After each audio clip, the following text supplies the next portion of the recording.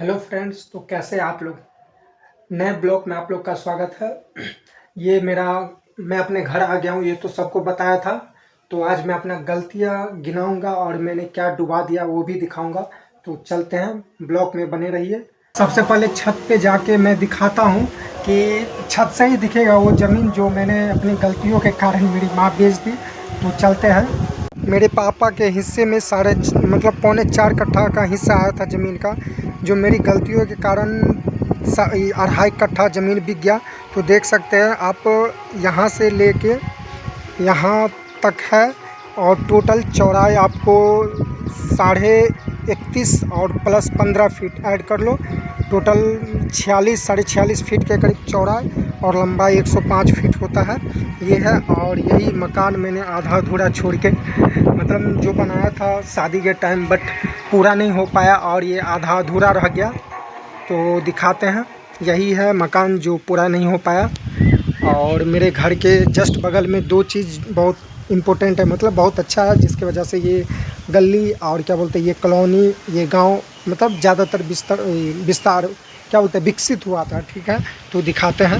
यही है मतलब जो बोले थे कि मेरा गांव कॉलोनी विकास हुआ था, ये यहाँ मैरिज हॉल है। इसको मैरिज हॉल का नाम गिरजा मैरिज हॉल है और इसके जस्ट बगल में आप देख सकते हैं ओम पिक्चर पैलेस है यानी हॉल। और ये हॉल तब बना था जब हर जगह का हॉल बंद, मतलब हर जगह का हॉल बंद हो रहा था, बस मतलब इनके अंदर में जुनून था ये बनाया। और सब सोचता था नहीं चलेगा नहीं चलेगा, बट इतना चला। सही कहावत है, खुद पे भरोसा होना चाहिए, दूसरे का क्या बोलने का मुँह है बोल देता। तो यही दोनों चीज़ है, ओम पिक्चर पैलेस और क्या बोलते हैं गिरजा विवाह भवन, जिसके कारण ये गली और ये गांव विकसित हुआ था, जिसके कारण मतलब सब जानते हैं कि बनपट्टी में ये चीज़ है।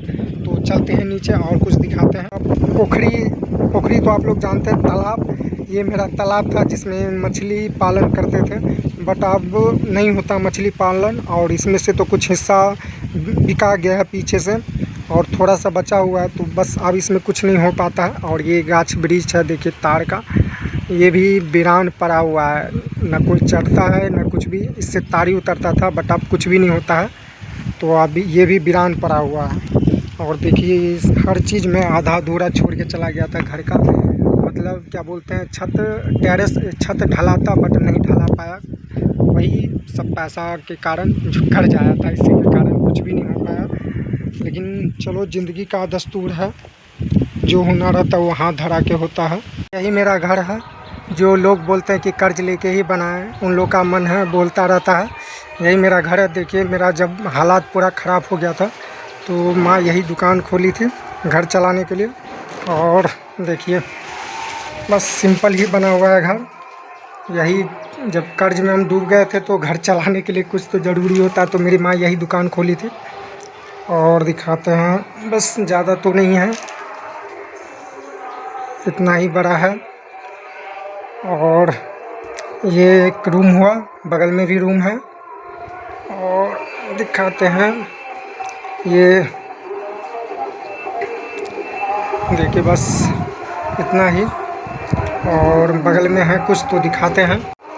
एक ये भी रूम है, तो फ़िलहाल घर में तो कोई रहता नहीं है, इसलिए माँ इसको अभी फ़िलहाल पूजा वूजा के लिए यूज करती है। और कोई तो है नहीं घर में जो रहेगा। सेकंड भाई के बारे में तो बताया ही है, छोटा भाई है तो मेरे ही रूम में रहता था। सिस्टर तो पढ़ाई करती है दरभंगा रह के, तो दिखा दी इतना। और बाहर का कुछ है जो ज़रूरी है दिखाना, तो दिखाते हैं। बाहर का यही दिखाने वाला था, ये कोचिंग के लिए बनाए थे, बट उस टाइम तो चले गए लेकिन हो नहीं पाया। अब फिर से इसी में कोचिंग स्टार्ट करेंगे। और यही ज़मीन था जो बिक गया, बट उनसे बात किए हैं कि अभी वही जो 5 साल का हम चैलेंज लिए थे कि कुछ नहीं होने देंगे, फिर से सब वापस लेना है, तो यही है। और फ़िलहाल ये तो उनसे बात किए तो बोला ठीक है चालू कर लो, और थोड़ा उसका भी पैसा इन्वेस्ट होगा, वो मिट्टी उट्टी भरा के फिर से सब सही कर देंगे। तो आज के ब्लॉग में बस इतना ही, अगले ब्लॉग में फिर मिलते हैं।